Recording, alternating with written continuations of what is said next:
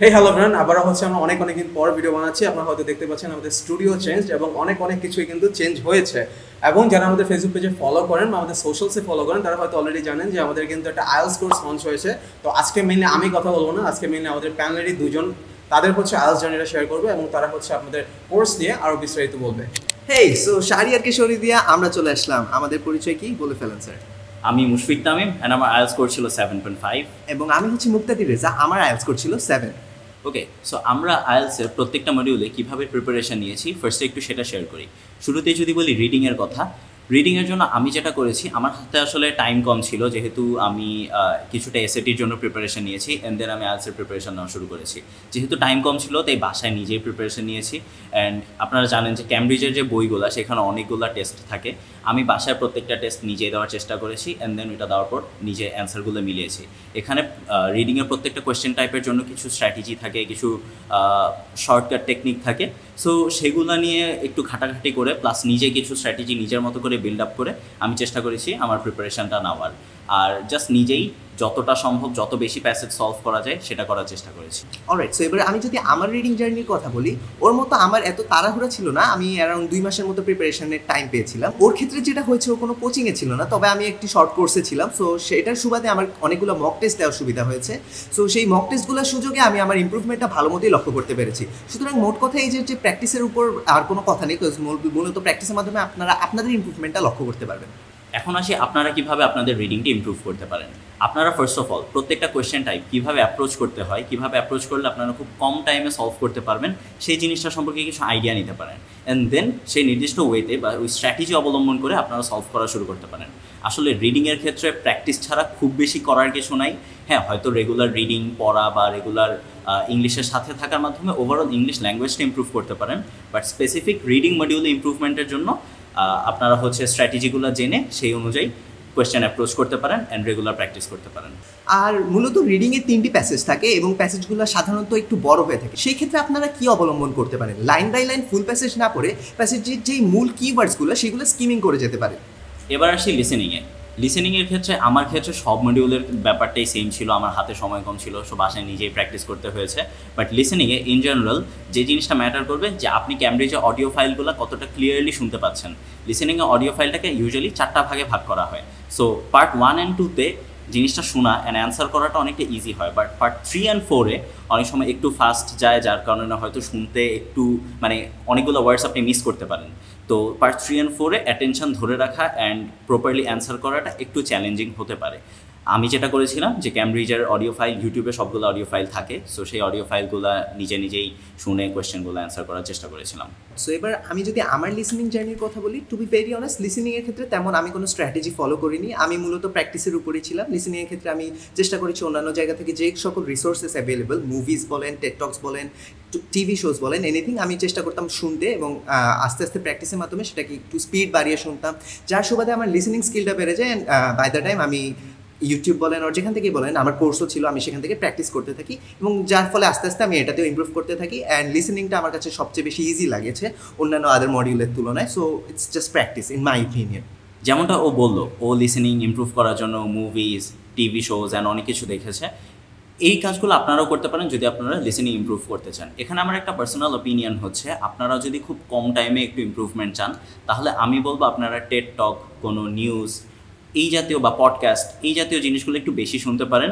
Movies আমি একটু কম suggest করি, কারণ মুভিতে অনেক বেশি ডেইলি কনভারসেশনাল ইংলিশ থাকে। ক্যামব্রিজের অডিও ফাইলে আসলে অতটা থাকে না। সো ক্যামব্রিজের অডিও ফাইলের সাথে ম্যাচ করবে এরকম ইংলিশ যদি আপনারা শুনতে চান, আমি সাজেস্ট করব কোনো পডকাস্ট, কোনো নিউজ অর টেড টক এরকম কিছু আপনারা শুনতে পারেন। আর একই সাথে এগুলোর সাথে আপনারা ডিরেক্টলি ক্যামব্রিজ অডিও ফাইল থেকেও প্র্যাকটিস করতে পারেন। এখানে একটা ভালো স্ট্র্যাটেজি হচ্ছে আপনারা 1.25 বা 1.5x-এ শুনতে পারেন। তাহলে হবে কি, আস্তে আস্তে ক্যামব্রিজ অডিও ফাইলগুলো যখন আপনি শুনবেন নর্মাল স্পিডে, আপনার কাছে জিনিসটা অনেক স্লো মনে হবে। অ্যাজ ওয়েল এস আপনার যদি ক্যামব্রিজের অডিও ফাইলগুলো শুরুতে ক্যাচ করতে একটু প্রবলেম হয়, আপনারা অডিও স্ক্রিপ্ট দেখেও প্র্যাকটিস করতে পারেন, যেটা কিনা আপনাদের জন্য আরও ভালো হতে পারে। স্টার্টিং থেকে যদি এভাবে করেন এবং আস্তে ও যেমনটি বলো স্পিড বাড়িয়ে যদি চেষ্টা করেন, আপনারা একটি স্মুথ ট্রানজিশনের মাধ্যমে আপনারা উন্নতি করতে পারবেন। অলরাইট, এবার আসা যাক স্পিকিং মডিউলের ক্ষেত্রে। ওয়েল, আমার স্পিকিংয়ের কথা যদি বলি, আমি স্পিকিংয়ে তেমন কিছুই করিনি। সত্যি কথা যেটা, আমি জাস্ট এক্সামের 2 দিন আগে একটা মক দিয়ে আসছিলাম। মকটা মূলত দিতে গেছিলাম জানতে যে অ্যাকচুয়ালি স্পিকিংয়ে মানে পরিবেশটা কীরকম হয় এটা জানার জন্য। আর তাছাড়া স্পিকিং আমার আগের থেকেই মোটামুটি স্পিকিং প্র্যাকটিস করা হতো বা মোটামুটি ইংলিশে কথাবার্তা টুকটাক কনভারসেশন করা হতো। এবং এসএসসির পর 3 বছর আগে হচ্ছে একটা ল্যাঙ্গুয়েজ স্পিকিং কোর্স করেছিলাম, more like spoken English course করেছিলাম। সো ওইটার রেস ধরে মোটামুটি আমার স্পিকিং যা ছিল তা দিয়ে আমার হয়ে গিয়েছে, আলাদা করে তেমন কোনো প্র্যাকটিস করিনি। তবে আপনারা যদি চান ইউটিউব থেকে বিভিন্ন ব্যান্ড ওয়াইজ আপনারা স্পিকিং ভিডিওসগুলো দেখতে পারেন, যেগুলো সাধারণত অনেক হেল্প করে আপনাদেরকে। বাকি কন্টিনিউ স্যার। ওকে, সো আমারও স্পিকিংয়ে অনেকটা সেম। স্পিকিংয়ে কোনো মক টেস্ট বা কিছু আসলে আমি দিইনি, তবে আমি যখন ক্লাস 6-7-এ পড়তাম তখন একটা ইংলিশ স্যারের কাছে পড়তাম। ওনার কাছে প্রেজেন্টেশন, ইংলিশ স্পিকিং এই জিনিসগুলো প্র্যাকটিস হতো। তো স্পিকিং নিয়ে বেসিক আইডিয়াগুলো আমার তখন থেকে ছিল, বাট ওই 6-7-এর পর আসলে কখনোই ওইভাবে প্র্যাকটিসটা করা হয়ে ওঠে নাই।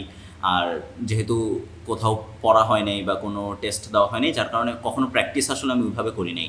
একবার ভেবেছিলাম যে চ্যাটজিপিটিতে একটা স্পিকিংয়ের মক দিব, বাট সেটাও আলটিমেটলি দেওয়া হয়নি। তবে আমি এক্সামের আগের দিন মাক্কার আইএলটিএস স্পিকিংয়ের যে বইটা, সেখান থেকে কিছু কোয়েশ্চেন আমি দেখেছিলাম যে কোয়েশ্চেনগুলো কেমন হতে পারে। সো আমি জাস্ট নিজে কিছু সিচুয়েশন চিন্তা করছিলাম যে আমাকে এই কোয়েশ্চেনটা করা হলে আমি কীভাবে অ্যান্সার করবো। যেহেতু আপনারা জানেন যে ওইখানে কোয়েশ্চেনগুলো জাস্ট আমরা এক লাইনে অ্যান্সার করে দিলে হবে না, পার্ট 1 অ্যান্ড পার্ট 3-তে আমাদেরকে একটু অ্যান্সারটা এক্সটেন্ড করতে হবে। সো আমি নিজে কিছুটা চিন্তা করতাম যে ওকে, এই কোয়েশ্চেন করা হলে আমি কীভাবে এক্সটেন্ড করবো, এটা করা হলে কী করবো। অ্যান্ড পার্ট 2 যেটা কিউ কার্ড বলি আমরা, কিউ কার্ড নিয়েও কিছুটা চিন্তা করেছিলাম, যেমন কিছু ক্রিটিক্যাল একটু টপিক থাকতে পারে যেটা হয়তো ইনস্ট্যান্ট আপনাকে দিলে আপনার 1 মিনিটে মাথায় আসবে না। তো এরকম কিছু 4-5টা ক্রিটিক্যাল টপিক নিয়ে একটু চিন্তা করেছিলাম। সো মোটামুটি এইটাই প্রিপারেশন ছিল আমার আইএলটিএস স্পিকিংয়ের। আর অনেস্টলি স্পিকিং আমার আইএলটিএসের স্পিকিং মানে একদম আইএলটিএস এক্সামের স্পিকিং রুমে ওইটা আমার ফার্স্ট স্পিকিং টেস্ট ছিল। এর আগে কখনো মক দিইনি বা জানতামও না কী হয়, তো ওইটাই আমার ফার্স্ট টাইম ছিল। সো স্পিকিং নিয়ে এখন যদি আপনাদের বলি আপনারা কী করতে পারেন, ফার্স্ট অফ অল আমাদের ইজি আপলোডে কিন্তু একটা ল্যাঙ্গুয়েজ ক্লাব আছে। সো এখানে আমরা আইএলটিএস স্পিকিংয়ে প্র্যাকটিস করি, আপনারা এখানে জয়েন করতে পারেন অ্যান্ড ইটস কমপ্লিটলি ফ্রি। আর এছাড়া আপনারা নিজেরা যেভাবে প্র্যাকটিস করতে পারেন, আপনারা বাসায় নিজের সাথে বা অন্য কেউ যদি থাকে অন্য কারোর সাথে ইংলিশে স্পিকিং প্র্যাকটিস করতে পারেন। আবার অনেক ক্ষেত্রে আমি একটা জিনিস সাজেস্ট করি যে আপনি দিন শেষে সারাদিন কী করেছেন সেটা আপনি জাস্ট ইংলিশে চিন্তা করলেন, দেন নিজে বলতে পারেন। বা পরের দিন আপনি কী করবেন সেই জিনিসটা আপনি পরের দিনের প্ল্যানটা আপনি হয়তো ইংলিশে সাজাতে পারেন। এইভাবে প্রত্যেক দিন প্র্যাকটিস করতে করতে মোটামুটি ইংলিশ স্পিকিংয়ের একটা প্র্যাকটিস হয়ে যাবে। অ্যাজ ওয়েল এজ আমরা রেগুলার অনেক চ্যাট করে থাকি, রাইট? সো আপনারা একটা কাজ করতে পারেন যে আপনাদের যে চ্যাটটা সেটা কমপ্লিটলি আপনারা ইংলিশে করতে পারবেন। এক্ষেত্রে আপনারা আপনাদের থিঙ্কিং, স্পিকিং, রাইটিং সব স্কিলেই উন্নতি করতে পারবেন। So that's a very plus point for your guys. Okay, so the last module is writing. রাইটিংয়ের ক্ষেত্রে আমরা অনেকে মনে করতে পারি যে ওকে, একাডেমিক রাইটিং তো আমরা সবাই কম বেশি করে আসছি স্কুল, কলেজ, ভার্সিটিতে, বাট দেখা যায় কি আইএলটিএস রাইটিংয়ের সাথে ওটা সবসময় ম্যাচ করে না। ধরেন রাইটিংয়ের টাস্ক 1-এ যেটা থাকে, কোনো একটা চার্ট, বার চার্ট বা পাই চার্ট ডেসক্রাইব করতে হয়। সো এটা ডেসক্রিপশন লেখার সময় আমরা মনে করি যে স্কুল কলেজে আমরা যেভাবে লিখতাম ওইভাবে লিখলেই হয়তো হয়ে যাবে, বাট জিনিসটা আসলে সেমভাবে কাজ করে না। এখানে আপনার রাইটিংয়ে কিছু স্পেসিফিক ক্রাইটেরিয়া থাকে, কিছু জিনিস আপনার মেনটেন করতে হয়, কীভাবে কম্প্যারিজন, কন্ট্রাস্ট, কীভাবে হাইলাইট করতে হয় কি পয়েন্টসগুলো, এই ব্যাপারগুলো না অনেক ইনস্ট্রাকশন থাকে, এগুলো অনেকটা ফলো করতে হয়।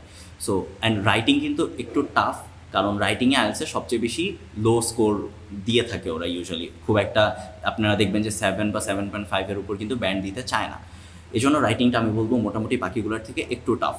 আর আমি যেটা করেছি, আমি ক্যামব্রিজের যে বইগুলা রাইটিংয়ের ইনস্ট্রাকশনের উপর বইগুলা খুব ভালো মতো পড়ে সেগুলার ইনস্ট্রাকশনগুলো নোট করে সেগুলো ফলো করার চেষ্টা করেছি। অ্যান্ড নিজে কিছু রাইটিং প্র্যাকটিস করে আমি চ্যাটজিপিটিকে দিতাম, চ্যাটজিপিটি থেকে কোথায় ভুল আছে, কোনো গ্রামাটিক্যাল এরর আর কোনো যদি ভুল থাকে সেগুলো কিন্তু সে ফাইন্ড আউট করে দিত। এছাড়া কীভাবে ইমপ্রুভ করা যায়, কী পয়েন্টস অ্যাড করা যায়, সো ওই ব্যাপারগুলো মেনশন করে দিত। সেগুলো দেখে মোটামুটি নিজেই চেষ্টা করেছি রাইটিংটাকে ইমপ্রুভ করার। And same goes for task 2, যেখানে আপনার এসে লেখারও কিছু পার্টিকুলার ইনস্ট্রাকশন থাকে, সেগুলো ফলো করা খুবই ইম্পর্টেন্ট। আর আমার কথা যদি বলি, আমি অন্যান্য ক্ষেত্রে যদি কম প্র্যাকটিস করে থাকলেও আমি রাইটিংয়ের ক্ষেত্রে প্র্যাকটিসটা সর্বোচ্চ করার চেষ্টা করেছি। আমি মূলত মক যেগুলো দিয়েছি রাইটিংয়ের উপর মেইনলি ফোকাস করি, মূলত মকগুলো দেওয়া হয়েছে। মোট কথা হচ্ছে যে আপনি যত বেশি লিখতে পারেন এটা আপনার জন্যই ভালো। আমি চেষ্টা করেছি প্রতিনিয়ত লেখার চেষ্টা করতাম, রেগুলার প্র্যাকটিস করতাম। সো প্র্যাকটিসের মধ্যে দিয়ে আমি যতটুকু পেরেছি আমার উন্নতি করেছি। তবে একটা কথা যেমনটাও বললো, আপনি আহামরি খুব বেশি ভালো না লিখলে আইএলটিএসের রাইটিংয়ে তেমন বেশি ব্যান্ড স্কোর করা সম্ভব না। যেমন আমি যদি আমার কথা বলি, আমার রাইটিংয়ে সবচেয়ে কম স্কোর ছিল comparing to the other modules. So মূলত মূলত এটাই হচ্ছে আমার এক্সপিরিয়েন্স ছিল। অ্যান্ড ও একটা কথা যেটা বললো যে ও চ্যাট জিপিটির হেল্প নিয়েছে, আমি কিংবা আমরা পার্সোনালি আপনাদেরকে সাজেস্ট করবো না চ্যাট জিপিটির হেল্প নিয়ে রাইটিং প্র্যাকটিস করার, কেননা জিপিটি অনেক কিছু বাড়িয়ে চাড়িয়ে বলবে অ্যান্ড অ্যাকিউরেট একদম আইএলসের খাতা চেক করার মতো যেরকম ওরকম আপনারা ফ্যাসিলিটিটা জিপিটি থেকে ইন আওয়ার ওপিনিয়ন আপনি পাবেন না।